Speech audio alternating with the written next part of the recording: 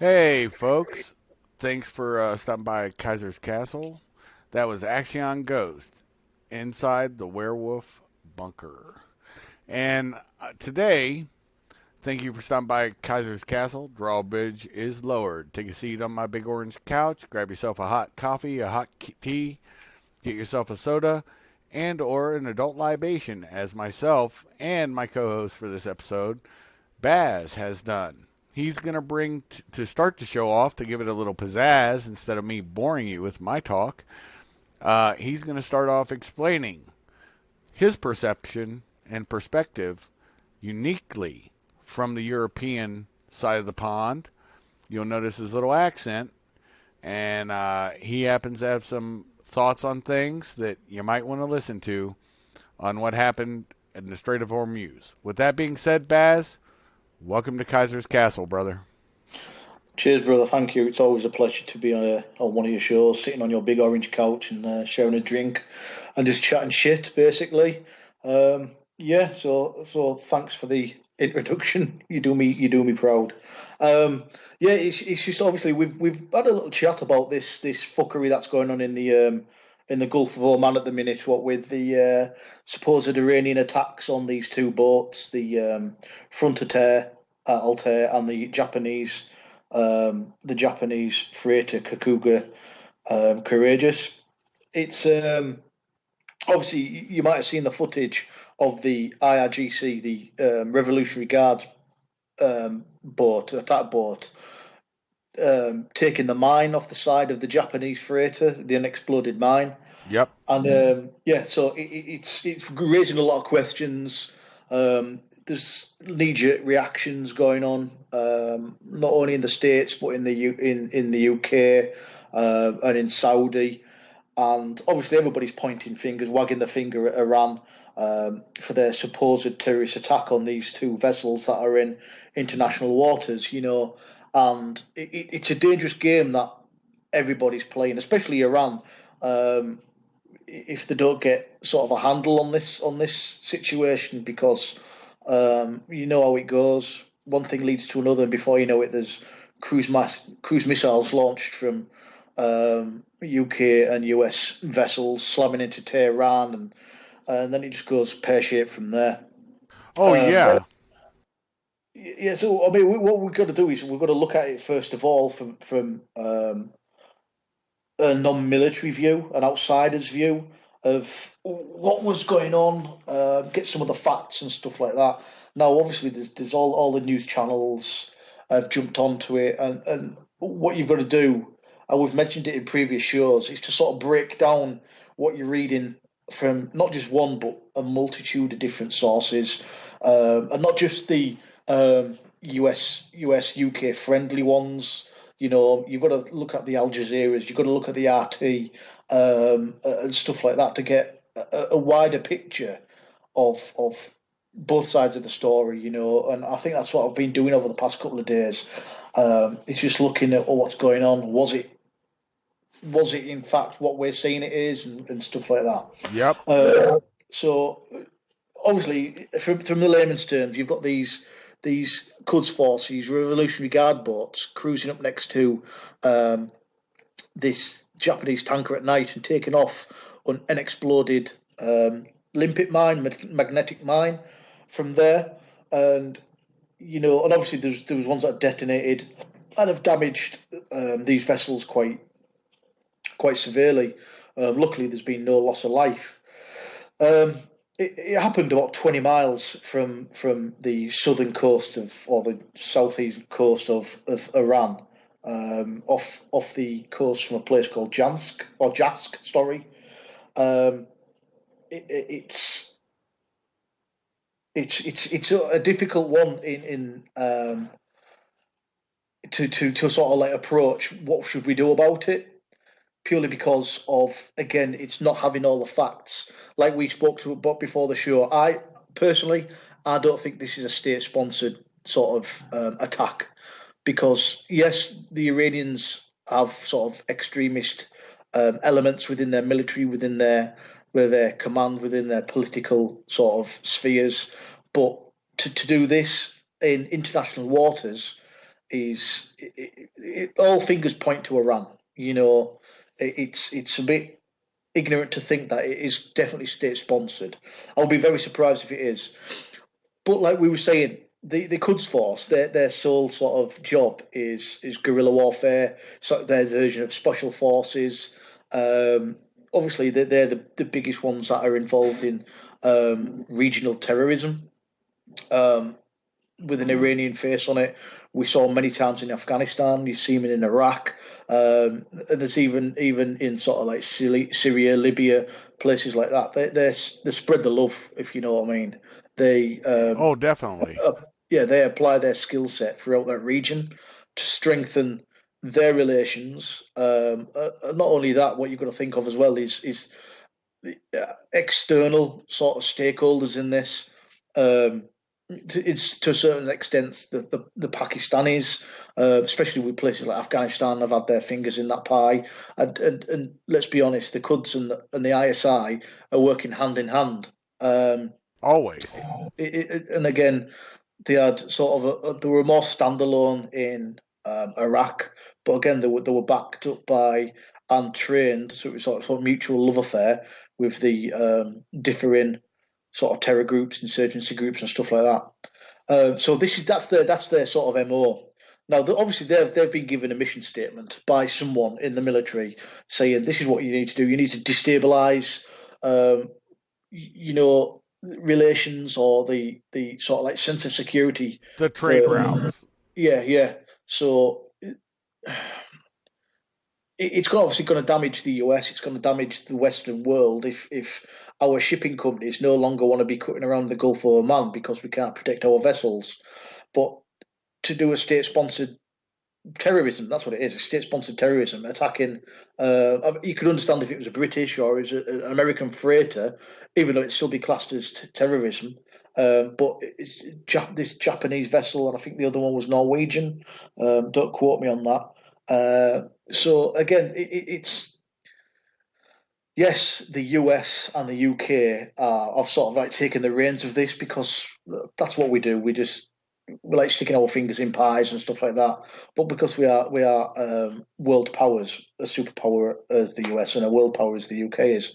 Um, Obviously, the Saudis have jumped straight on it and they've denounced Iranian this Iranian sort of action, and they've actually turned around and said they will counter any threats towards um, their industries and things like that. So if they've got any ships in the area that attack, then obviously the Saudis are going to become involved as well because the Saudi slash Iranian relationship in the Gulf, it's sort of like who's the biggest kid on the block, if you know what I mean. It's the Shia Sunni split. And Yeah, yeah, it's yeah, very basic. I mean, there's rumblings. I'm not going to say how, but there's rumblings that the Saudis may actually have the ability to strike them with WMDs.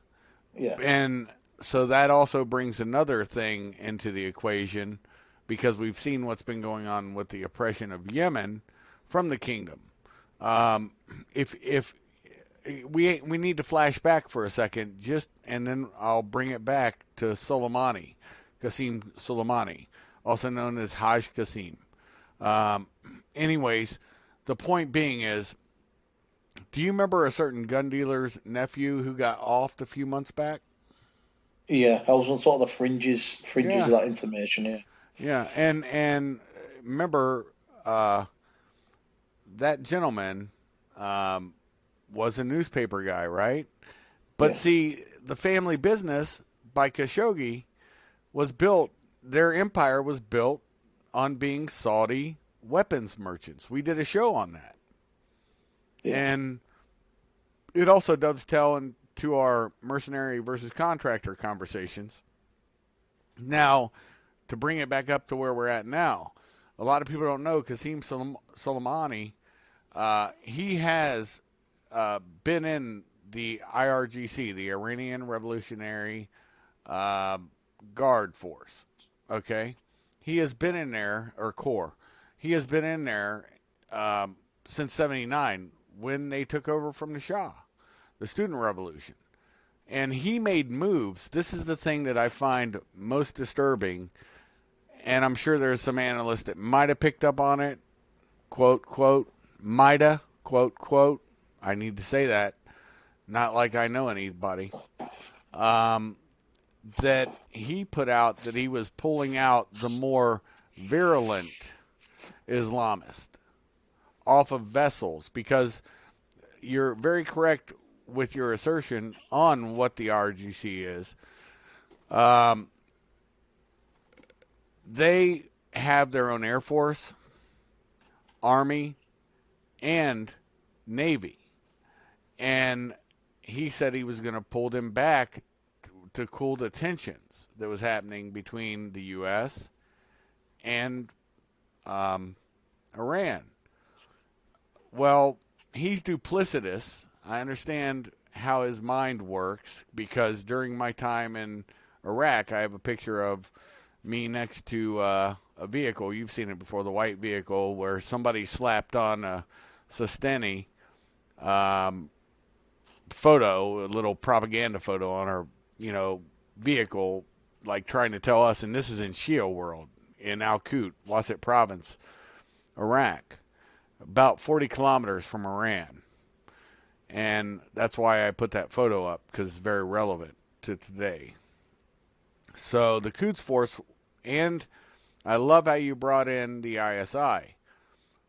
All these forces were bringing in EFPs. All the contractors and soldiers that were killed by explosively fired projectiles were being killed by either trained people from either of those two agencies in Afghanistan or Iraq, or they were actually devices that were made and traveled cross border into Iraq or Afghanistan.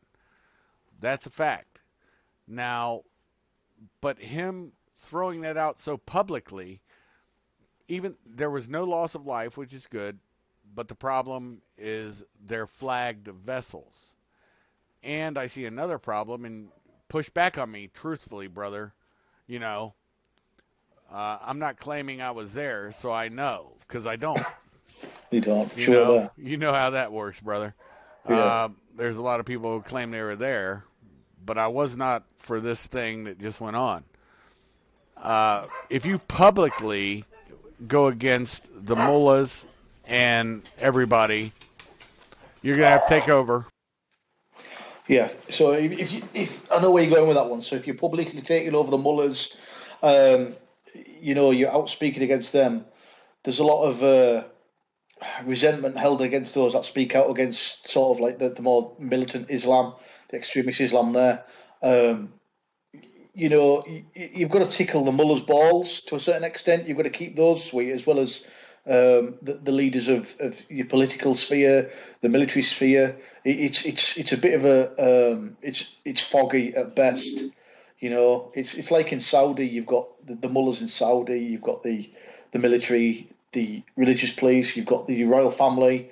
You've got to keep everybody sweet. It's a lot difficult as for a military commander out there to make decisions. It's not just black and white. You've got to appease the powers that be above you, that are your political leaders and your military leaders. There's also religious leaders that need to be sort of appeased to a certain extent.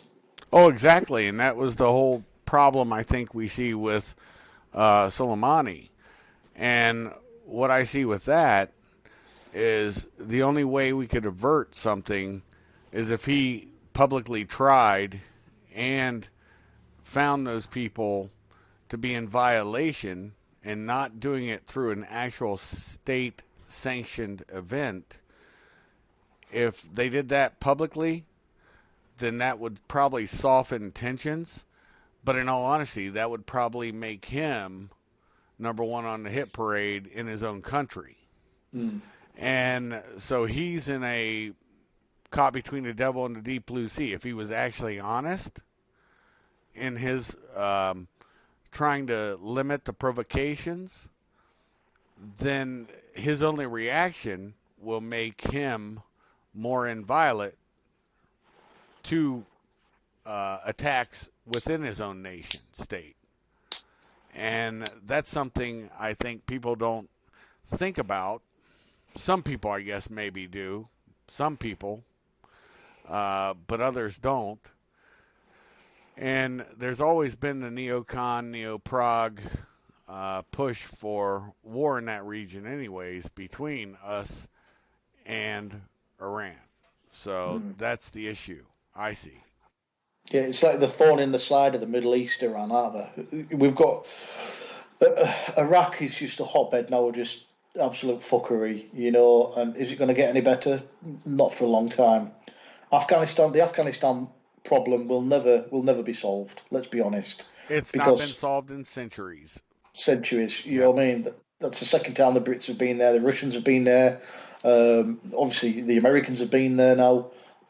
It's never going to get solved The because we're work. Greeks, the Yeah, Alexander the Great. I mean, yeah, everybody's been there, and I think even Genghis Khan went in there. yeah, And yeah. guess what? It's still the same shit show, and they, in a lot of places, live the same way they did back then. Yeah, and that's why there'll never be a victory over Afghanistan because it's two separate worlds. You've got your Kabul world. You know what I mean? What happens in Kabul happens in Kabul. What happens outside of Kabul is completely different. You Yep. know, it's they're cavemen walking around with mobile phones and AK-47s at the end of the day. Those people that live there have lived there the same way for millennia. It'll never become a democratic country as when I say democratic, I mean like a republic. Like you look at Syria, it was I say a stable country. It was almost very westernized. There was shops, but everywhere. You go to Afghanistan. For those that've been to Afghanistan, outside of Kabul, there's not many places where they even have electricity and running water. Um, Consistently without a generator. You're right. yeah, so that'll never be solved. Iraq was a problem that we tried to solve but made worse. There was lessons learned at that, but will the powers that be learn those lessons? The people that learned those lessons were your sort of military commanders. You know what I mean? Most of them are now civilians. You know, being paid to speak a lot of money in front of people that don't really have much power within the military anymore, or maybe you're not even in the political game. So when it comes to sort of the Iranian issue, if it does sort of escalate out of hand, well, I say out of hand, if we do go to war with Iran, it's going to be a different ball game to what was with Iraq. Remember we've never attacked Iran before. I want to say we, I mean the coalition. Right. You know, um, yeah, we laid waste to Iraq. You know what I mean? In the early 90s. And to a certain extent, they never got over that.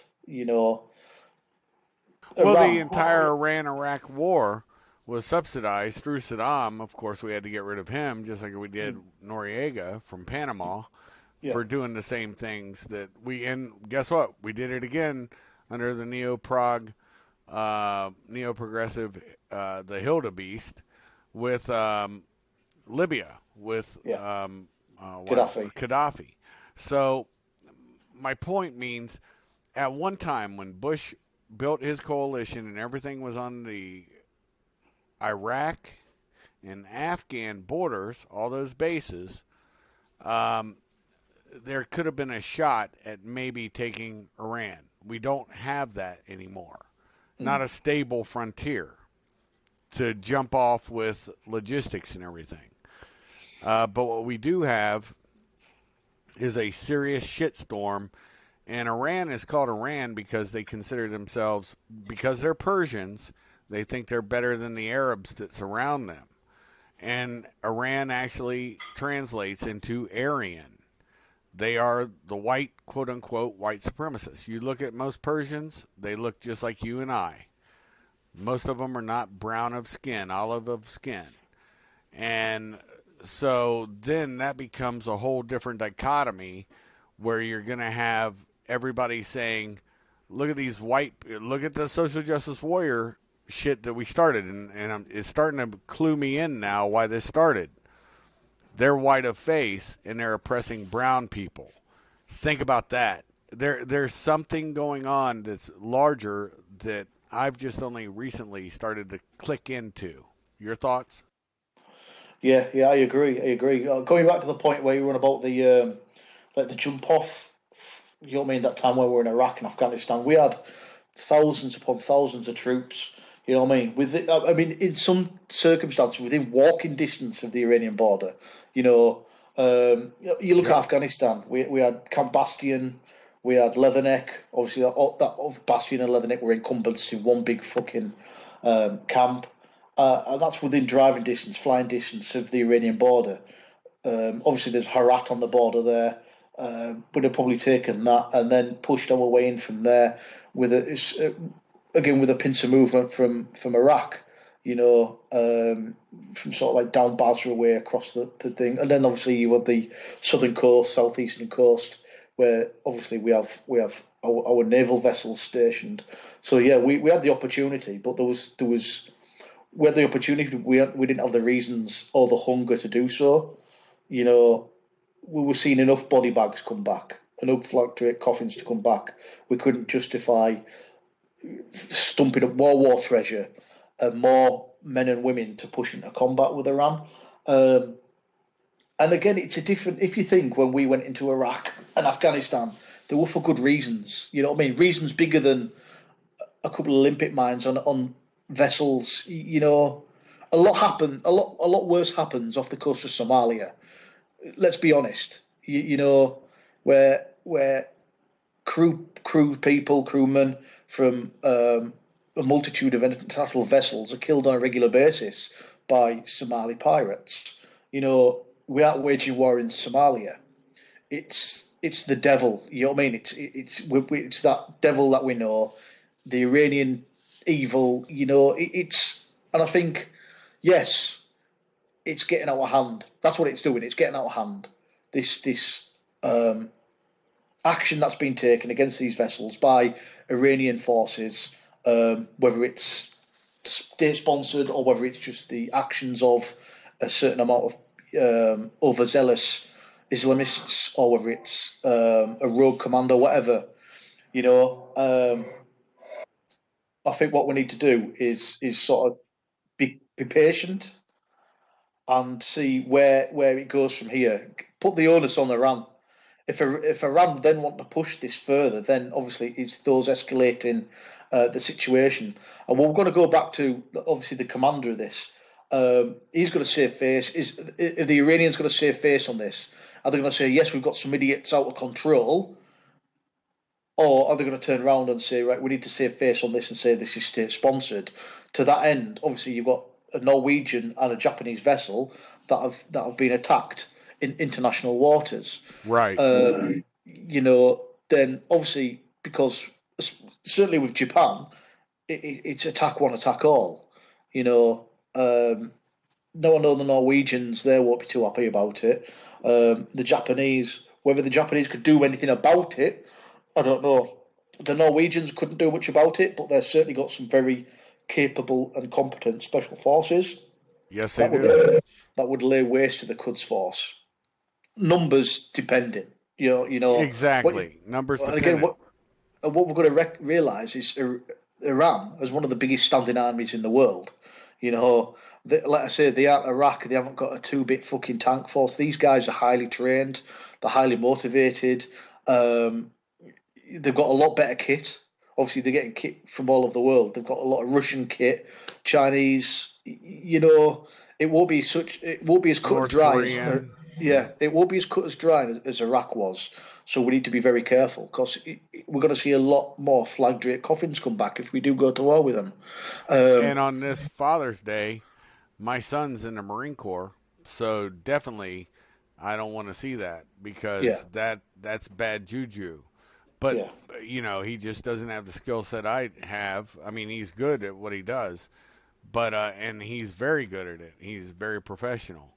But the point is, I've spent my life dedicated to one thing, to a lot of people's chagrin. But and it doesn't make me this, that, or the other. It probably makes me less of a man, honestly. But it also allows me to have clearer eyes, just like you, brother. You've been doing this since you were a young man too. And when we get into this and talk about it, we're not talking about it like we're, oh my God, anti-war, anti-war. You guys are just anti. No, it's no warrior I know ever wants to go to war, but when you do, you go in fully. And in the West, and I think even if the Japanese or the Norwegians go in, there's no complete war anymore. We're not talking World War II. Korea was probably the closest thing we had to a full on complete war.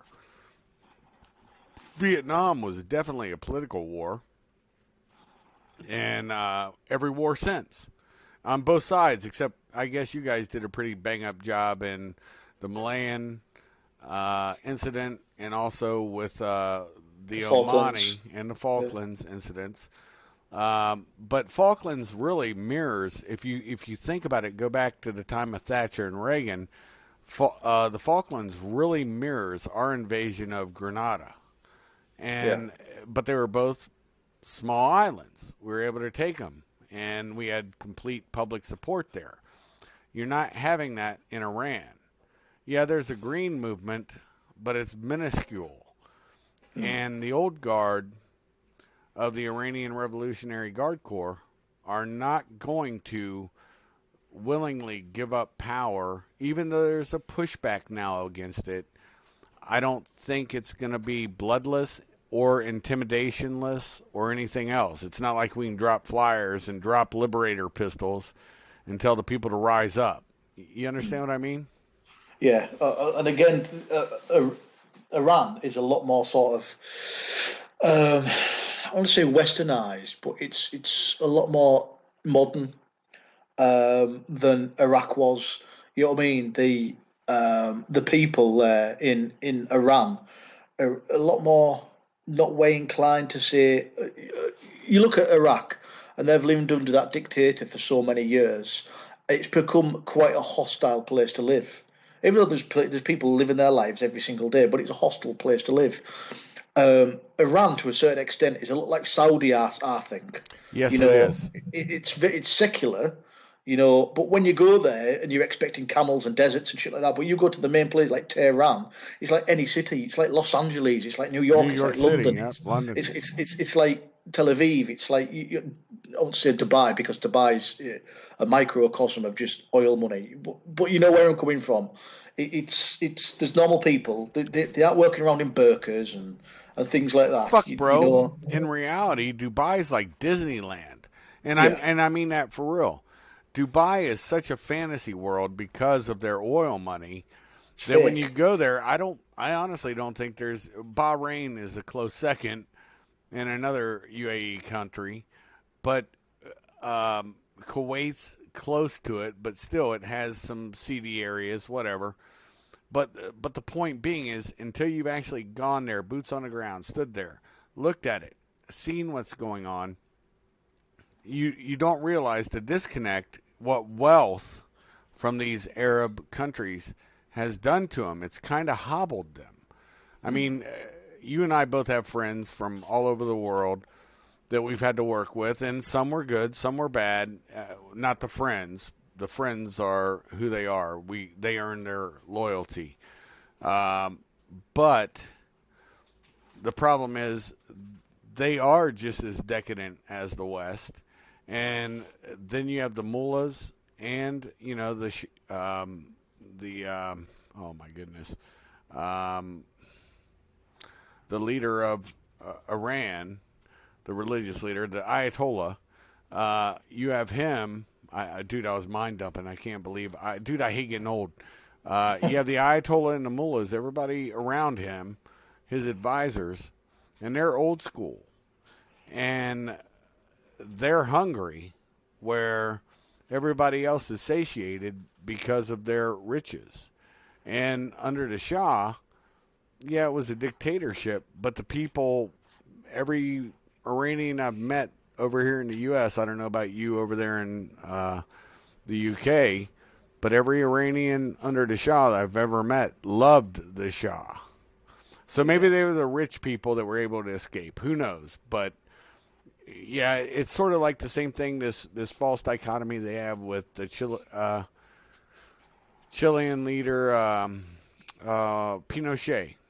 Yeah. Under him, there was 3,300 people killed. and they make it like he did a complete genocide of his people. And they were all communist. And what have we said consistently? Two things: communism and drugs. It's what fuels terrorism. Am I incorrect to this day? No, no, no, certainly not. I think what you've got to add now, though, is sort of, that religious aspect to it as well. Yep. The ignorance. And I was having a conversation with a friend of mine not so long ago, and I was like, what is the most powerful thing in the world? A question. You know what I mean? We go to war over Right. questions. Do Iran have nuclear weapons that they can launch? Does Iraq have nuclear weapons? Does Iraq have weapons of mass destruction? Yada yada yada. It depends what questions are going to get asked over this situation, and the I'm not going to say the correct questions or the incorrect questions, but the questions will be driven to by behind closed doors in political and I'm not going to start going on to conspiracy theories and Right. World Right. Banks and George Soros and the New World Order and all that good stuff. But it's Iran is the last sort of stepping stone in the Middle East that we need to topple. I say we need to topple, but that when I say we, I'm talking about as if this The shadowy, banksters, right. yeah, the banksters, the oil, I mean giants. And when I mean oil giants, I'm talking the people that fucking call the shots. Our entire way of life is governed by fuel. Fuel. You know what I mean? Oil, BP, Shell, yeah, Petramine, Texaco, yeah, Texaco. all Yeah, all of it. Yep. you know. And then you throw in Halliburton to the mix. You know what I mean? At some point these people that sit in the White House and the people that sit in our parliament here, they're put in these places. Yes, we're going to say by votes, but where does the money come from? That it comes from people. You know what I mean? Donations, and these donations tend to come from people within these industries. That have got global reaching power, that have got global reaching monetary power. You know, there's a reason why this incident is as big as it is because I'm going to put it out there, and I'm saying this is not state sponsored. This is just like I say. I'm not saying a rogue element of their military, but a military working within a certain mission statement to destabilize the region, so they can be basically be on top, be on top. I agree. And I threw up those, this sort of dovetails into the Merc versus contractor talk. I threw up those pictures from our last talk. I'll throw, I'm not derailing it. What I'm saying is, if you think there's a difference between a soldier that fights, or Marine, sailor, airman, or Coast Guardsman, there is a difference. They fight for the nation state. They fight under a cause, and they fight with the will of the people. But what Baz has just broken down is something Smedley Butler, and folks, if I had a link to it, I would share it with you. There's a talk on Smedley Butler talks like an anti-war guy, and he was a two-time Medal of Honor winner in the Marine Corps. And he says he was nothing more than a strong-armed man for the fruit companies and different things in South America. And he was very correct on that. And so when we talk about our sons and boys for the oil barons, that's not conspiracy. But yet, here's the funniest part about that. Everybody, oh, no blood for oil, no blood for oil. How much oil did we extract out of Iraq? I don't think we did a gallon, honestly. And we haven't fought a complete war of domination to strip somebody of their assets, asset stripping. All these things, all these terminologies everybody wants to talk about, corporate takeover, asset stripping. Those terms come from the fucking Merc world. And it's a dubious world in the skin trade. And what happened after we destabilized Libya when Gaddafi got killed? They now have the open slave markets again. Not since the time of the U.S. Marines going ashore in Tripoli. That's why from the halls of Montezuma to the shores of Tripoli is in there. Not since the president that was most anti-war we've ever had, who didn't want to get involved in foreign entanglements, that we defeated the Barbary pirates. Has that slave market been open? And we got it from Hildebeest Clinton. So that's something to chew on, folks. There's no blood for oil, but I guess there's blood for skin again. Oh, by the way, they're castrating the male blacks that they're putting in enslavement right now. So they can't, chase after their women in the Near East, which is where the slave market is the biggest it's ever been. Am I wrong, Baz? Correct me at any point. No, and you're seeing a lot of it sort of coming over the water into sort of like southern Europe, like Spain, the south of France, and places like that. It's sort of a massive sort of North African problem now. Is this skin trade because we've destabilised the region, and we have destabilised the region. And then what you've got to think of is we've destabilised that region. There's Iraq, there's Afghanistan in fucking turmoil. Uh, you know, you think about if we destabilize Iran, let's say I'm looking like 6, 7, 8, 9, let's say 10 years down the line now, and Iran is in the same state as Iraq is now. What we're going to have now is just one terrorist super state. Can we, the coalition, fucking police that? Can we fuck? Look how long it's taken us to get rid of ISIS. You know what I mean? In sort of northern Iraq and Syria and places like that. It's now. Can you imagine the size of Iran, Iraq, Afghanistan? It could be one terrorist superstate, uh, and that will never solve that problem. Fuck, look at the state of Iraq still. You know what I mean? That's still in fucking shit state. So we need to be careful, or we're gonna make another continent, and it's gonna be a terrorist continent because it's gonna get to the point where you've got the know-how, you've got the biggest power in that region now. Iraq's been fucking dismantled. Afghanistan's always been dismantled. It's only the Iranians that hold power in that sort of that near region. And that we start messing around there, all Iran will do then is just open up those borders. They'll just say, okay, then it'll be led from Iran. It will become a terrorist superstate where they're just mixing in and out of borders. You've got obviously then the Chinese and the Russian influences there. Um, what's the next? What's next? It's going to be Saudi and Israel. You know, Here's my thoughts on what you just said, because it just like that other thing, it clicked with me. We're setting ourselves up for another global war, a reset, and probably because the banks, and this is not conspiracy. This is just it's happened every time we've had a major war. There's a major depression, and so we have to have a global war. And so if Iran gets hit, we both know that the Russians and Iran have been connected for a couple centuries just because they have a common border. The Soviet Union, the old Soviet Union, through the stands. Um, it's always been a route of commerce. And what was that old saying? We're getting close to 40 minutes now. So, what was that old saying they used to have? The last war will be fought with sticks and stones. yeah. The second Well, to the last war will be a nuclear exchange. yeah, yeah. And you look. There's regions around the globe that come close to it quite often. Especially like you look at the Pakistani Indian border. They've always been, saber rattling with nuclear weapons. You've got the Israelis with nuclear weapons. They're itching to fucking turn Iran into glass.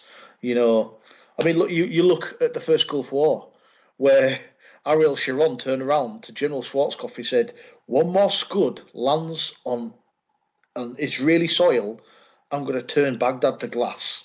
Pull you guys out. I'm going to fucking turn the place to glass." He did say that, yeah.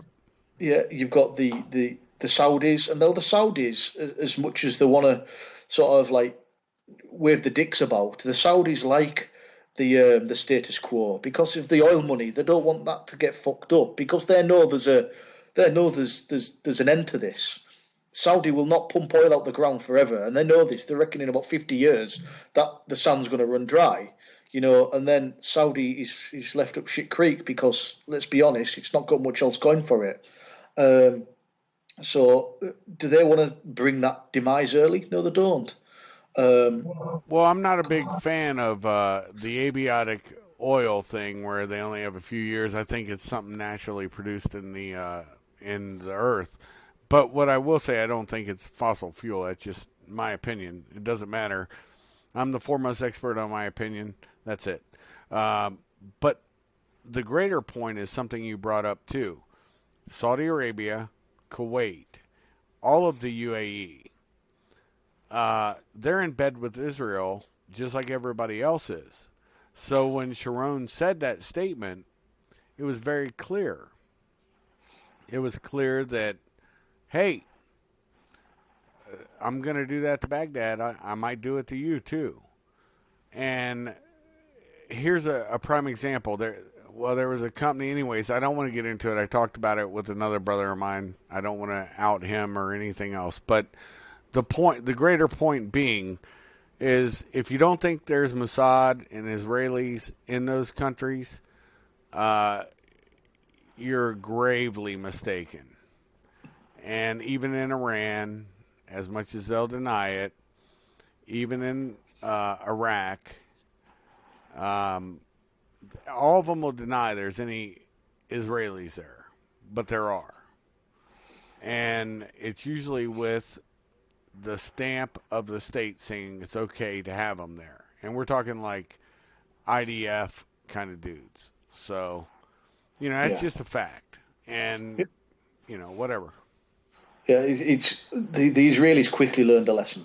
You know, obviously there was the persecution from the Second World War. That was sort of gave. I'll say that the chip on the shoulder, but it was that never again. That never again will let it happen. And then obviously you had in the 70s with the fuckery there, where Israel just smashed everybody's heads in.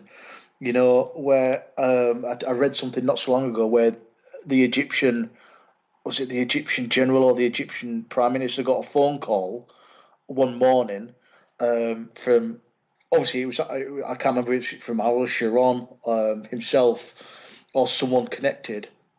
Obviously, because he was a general back in that war, where they rang the general or the prime minister and said, "Do you still want to carry out this war? You might want to look out your window." And obviously, he looked out his window, and there's an entire division of Israeli tanks 7 or 8 miles Yeah, away. seventh Yeah, armor from what's his name?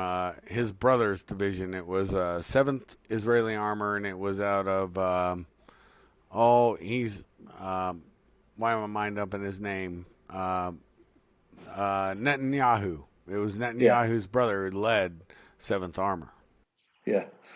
And it was like, look, we will smash them, but it's so nobody fucks with the Israelis anymore. That yeah, Iran can turn around and say we'll wipe them off the face of the earth. You won't. Before you know what I mean? It's pretty. It's never been publicised, but Iran have nuclear weapons. They'll never turn around and say they Yeah, they already did. have.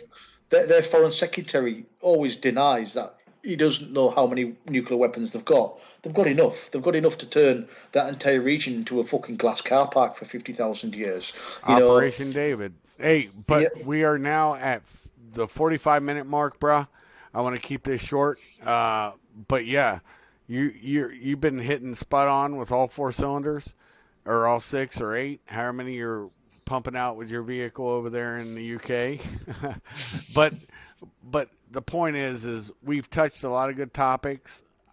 This thing will not upload until later tonight if I don't cut it off. And so quick shows will be the best shows. And honestly, folks, thanks for stopping by Kaiser's Castle. Baz, I'm going to let you have the last word, brother.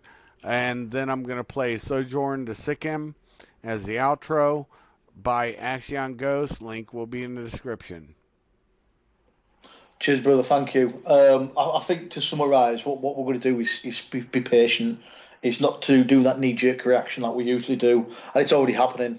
There's friends of mine, colleagues of mine in the Royal Marines that are already being put onto boats to carry out maritime security. Now, all you've got to do now is put two and two together, where you've got Quds Force both cutting up to a British flying flag freighter gets opened up on now by a fucking company of Royal Marines, absolutely decimates this IRGC boat, and now you've got an international incident on your hand, that will only escalate. Is that going to be used as sort of like the catalyst to this? I don't know. It'll be interesting to see, but hopefully, cool heads prevail, and this thing is just put back in its fucking box where it needs to be. Okay, it's just an incident, probably not sponsored, that we need to just fucking take a chill pill on. And I think that's all I've got to say on that, brother. It's been a pleasure. It always Um, is. I'll speak to you soon. Oh yeah, of course, brother. And as Baz said, be, before we take this sojourn to Sikkim, um, brinksmanship is a game that should only be played by people that know what the hell they're doing.